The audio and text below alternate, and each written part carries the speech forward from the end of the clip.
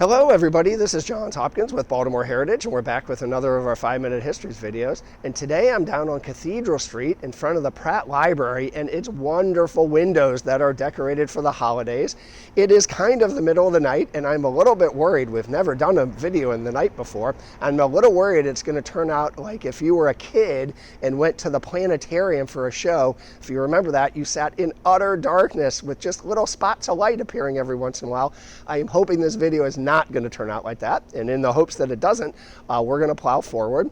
If you're watching real time or close to it, you know we're heading right into Christmas. We are deep in the holidays, and we thought we would help celebrate the holidays in a very Baltimore way by coming down and talking about the Pratt Library windows that have had holiday decorations in them for generations.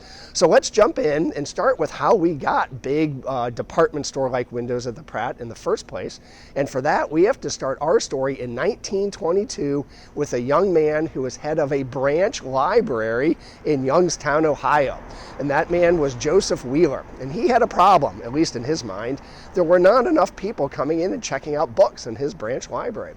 And as he was walking around downtown Youngstown, he would notice that some of the stores that sold books would put the books in their front windows, and people would congregate around them and talk about them. And he said, well, if they can do it, so can I. And he started putting books in his branch library window, and it worked. People would congregate outside, and some of them came in and checked out books. In fact, it worked really well. And the folks from nearby Cleveland, the librarians from Cleveland, noticed it, came down, took a look, and then adopted it for their entire library system in Cleveland. Books all over the place. But with thanks to them, that was really just a prelude for what was to come. For in 1926, Baltimore hired Wheeler to become the head librarian, the head of the Pratt system here in Baltimore. And he came here with lots of ideas, but books in windows was definitely one of them. But alas for Wheeler, when he got here, the Central Branch was the old Central Branch building, not this one yet, and it did not have windows suitable for books. But undaunted, he came up with an idea, and that was to use the windows of vacant buildings downtown and put Pratt books in those windows. And he found a kindred soul in one of his library staff, a woman named Kate Copeland.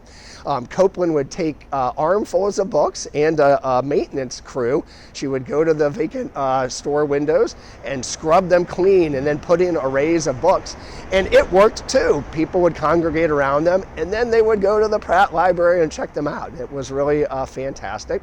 Wheeler got another big break just a year later in that Baltimore City voters voted to fund a new central building for the Pratt, the one that's here behind me. It took a little while. In fact, it took about 6 or 7 years. We didn't get our building until 1933. But in 1930, the Pratt moved out of its old Central Branch building into temporary space on Hopkins Place, and that had 7 big windows in the front. And Copeland and Wheeler went wild. They started putting all sorts of things in the windows, not just books. You could find the newest industrial equipment or maybe the newest science experiment, always paired with a set of books talking about it. But definitely the sort of breakthrough moment came when somebody at the docks in Baltimore found a tarantula among the shipment of bananas. We were a big banana importer then. And knowing that Wheeler liked all sorts of innovative ideas, they came over and said, hey, Mr. Wheeler, would you like a tarantula? He immediately said yes. And he and Miss Copeland arranged a display in the Pratt Library window with a live tarantula, and then, of course, books about spiders. That caused such a sensation, it caused traffic jams downtown as truck drivers would stop in the middle of the street and jump out for a quick look at this exotic insect in the windows of the Pratt. In 1933, this new branch or Central Library building opened up, and exactly nobody was surprised to see that it had 12 enormous department store windows for displaying books in it. Some of the old fuddy-duddies grumbled that it wasn't stately enough, it wasn't solemn enough, it didn't have columns like other libraries did. But Copeland and Wheeler shrugged it off and basically said, who cares, we've got our dream. And Miss Copeland really was able to have a field day with it. In the very first display, on the very first day that this building opened, Copeland found a portrait of Galileo, that stargazer who changed the order of the universe. This is a not so subtle hint to where the library fits in the order of the universe.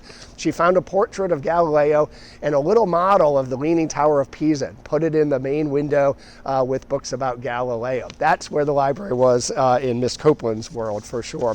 Let me read a quick quote from the Baltimore Sun reflecting on Kate Copeland's career. It's really a wonderful quote. The Sun said, "When a library has windows like a department store, and sometimes in the interest of bigger and better circulation, fills them not only with books, but also with live bees, turtles, snakes, tarantulas, or human ceramic artists, it may be assumed that the institution is a rather sprightly place." And indeed the Pratt was. The Sun could have also added to its list of things in Pratt library windows rolls of coaxial cables, counterfeit money, a real wedding cake, and tomatoes growing hydroponically in water. All of those things Kate Copeland did. When she retired in the 1960s, she had organized the display of something like 10,000 different Pratt library windows. Pretty extraordinary. She was succeeded by a number of folks who were equally creative and energetic. There was a librarian, Miss Hubbard, who made sure that the windows reflected this new event going on called City Fair, as well as an old event that kept going on called the Flower Mart. And then after her, I believe it was after her, a gentleman, Frank Cipollini, who was a Baltimore screen painter himself, not only arranged windows, but painted many of them.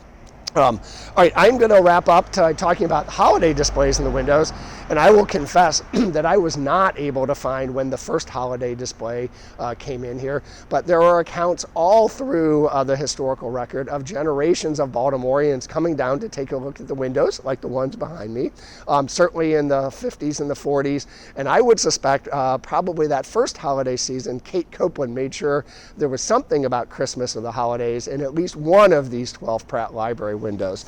All right, I'm going to say happy holidays. I hope you have a chance to come down here, especially at night, to see these wonderful, wonderful Baltimore traditions. And so happy holidays. Thanks again, and we'll see you next time.